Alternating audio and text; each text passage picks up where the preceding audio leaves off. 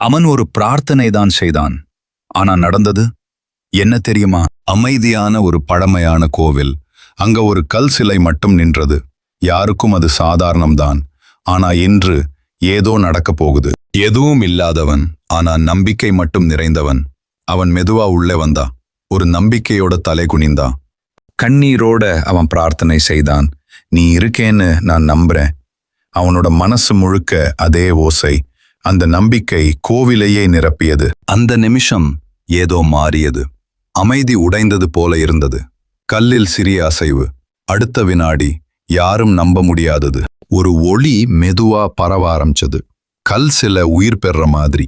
அந்த காட்சி பார்த்தவனே அதிர்ச்சியில அது சாதாரணம் இல்லைன்னு புரிஞ்சிச்சு. அது இனி கல் இல்ல, அது தெய்வம் உயிரோட. பக்தியின் சக்தி என்னன்னு அந்த நிமிஷம் உலகம் கட்டுக்கிட்டது. அவன் முன்னால் நின்றார் விஷ்ணு. ஒரு சிரிப்போட ஆசீர்வாதம் கொடுத்தார். உன் நம்பிக்கைதான் உன் பலம்.